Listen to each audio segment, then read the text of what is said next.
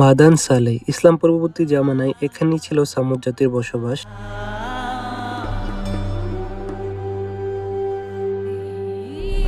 আল্লাহকে অস্বীকার করায় এখানেই নেমে এসেছিল গজব এবং ধ্বংস হয়ে গিয়েছিল সেই সময়কারী এক সম্ভ্রান্ত সভ্যতা।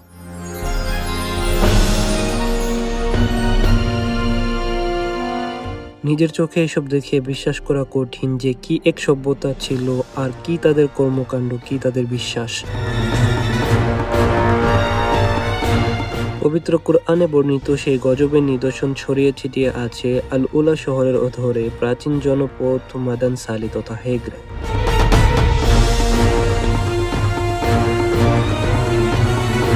সে সময়ে সামুদ জাতির লোকজন পাথর খোদাই ও স্থাপত্যবিদ্যায় ছিল পারদর্শী। পাহাড় কেটে বড় বড় প্রাসাদ ও সমাধিসৌধ বানাত তারা।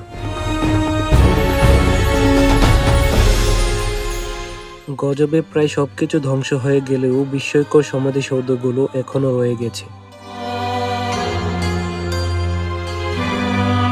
পরিবারের যখনই যে সদস্য মারা যেত তাদের একে একে এখানে কবর দেওয়া হতো।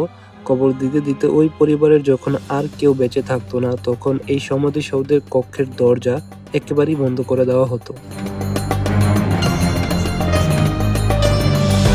এইখানে এখন আর কোনো মানুষ বসবাস করে না, যেই কারণে এটাকে বলা হয় মৃতের শহর।